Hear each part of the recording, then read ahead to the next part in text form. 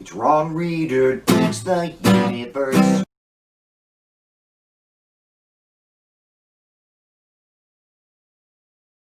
I'm Ron Reader, and this is Ron Reader Digs the Universe. And tonight, I am going to be talking about the systemic nature of American life, or if you prefer, systemic everything.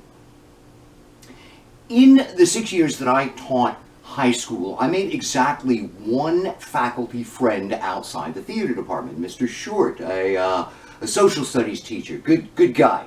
The big thing that I remember about him is that he described himself as a conservative who could no longer be conservative. He was working on his master's degree in sociology, and he was like, when you see the data, how this action over here has that result over there, and it happens again and again, you just can't deny it.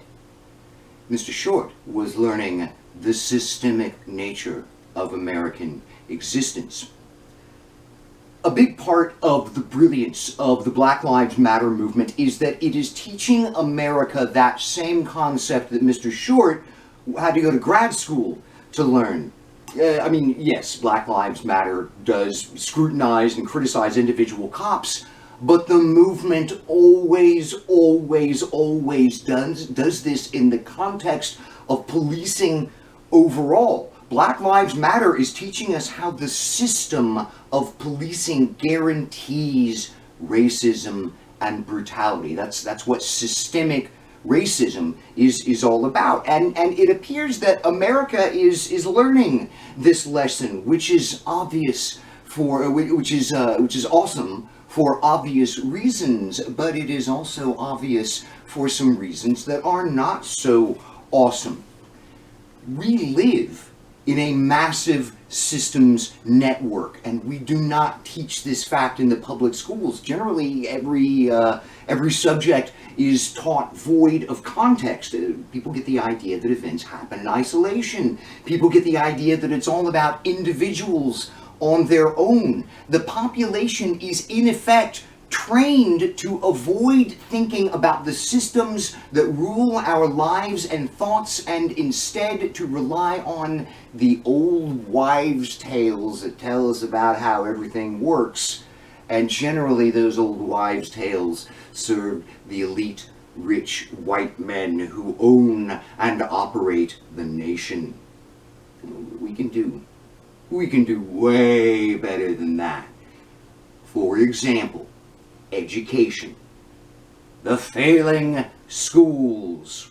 They've been failing my whole life, right? But is that actually the case? I mean, everybody thinks so. It's a 5-decade ongoing crisis, right? Failing schools. Well, no. Actually, that's completely untrue. When you adjust American standardized test scores for poverty, we're comparable to Finland, which is widely recognized as having the best schools in the entire world. And not only that, it fits in very neatly with what we know from cognitive psychology. A child dealing with the pathologies of poverty is simply unfit for formal classroom learning. We know this. So, we know it's a poverty problem, not an education problem. It's not the schools that are failing us. Capitalism is failing us. One system, the economic system, totally upending another, the education system. But the public discourse on education doesn't even recognize this. So the schools are failing. Poverty is treated as another topic entirely. You fix poverty, though, you fix education. But America doesn't know this because it doesn't know about systems. Another example, the liberal New York Times, liberal reporters, liberal New York, liberal. The New York Times is liberal and everybody knows it. Yeah, but you read Chomsky and Herman's book, Manufacturing Consent, though, an analysis of the news media as corporate entities existing and operating within a corporate system, and a very different picture emerges. A capitalist bedrock establishment institution, as a capitalist establishment bedrock institutions, the New York Times routinely relies on government and corporate information sources and thus presents a picture of the world favoring corporations and the government. And I don't know if that makes the Times conservative, but it's certainly not liberal. I mean, it can't be liberal. It's just too fucking beholden to power and money. But it's crazy. All the conservatives, of course, they totally believe that the New York Times is a liberal paper. But so does everybody who works there. So does about half or more of the population of self-described liberals in America. No one is thinking of it in terms of the space it occupies as a big business power player which shapes both the product it sells, the news, and the attitudes and opinions of the people working there. A systemic analysis of the New York Times reveals its liberal nature to be nothing but an old wives' tale.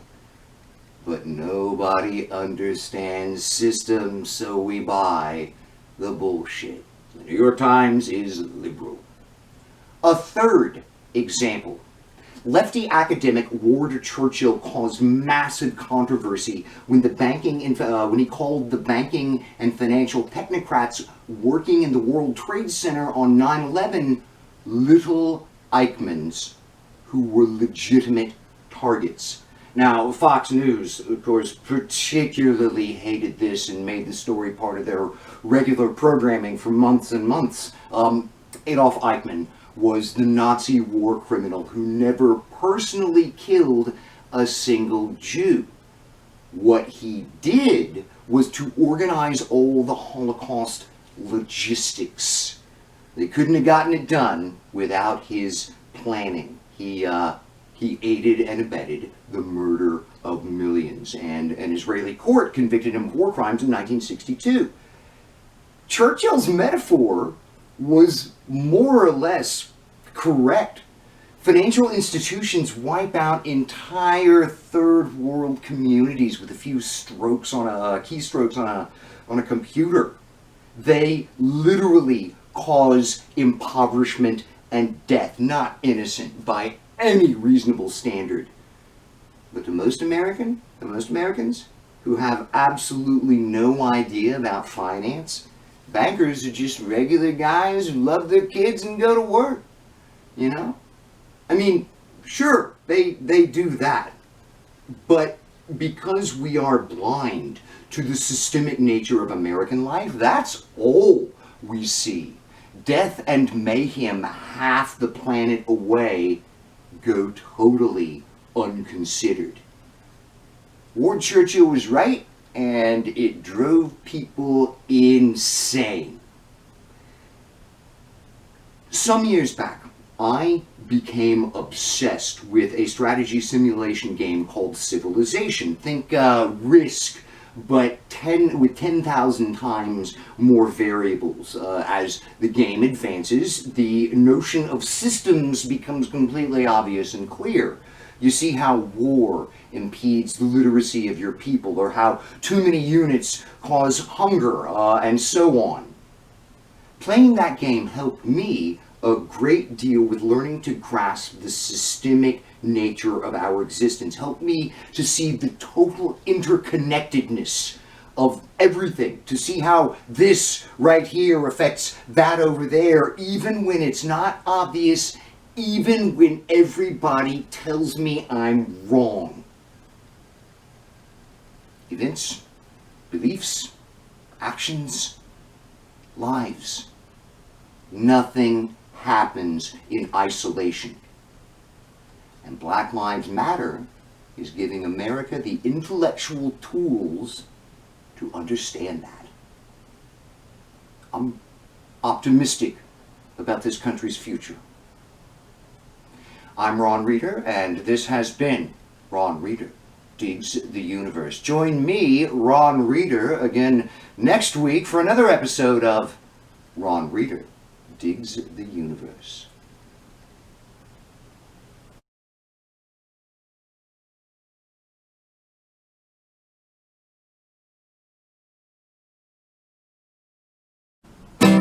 Each wrong reader thinks the universe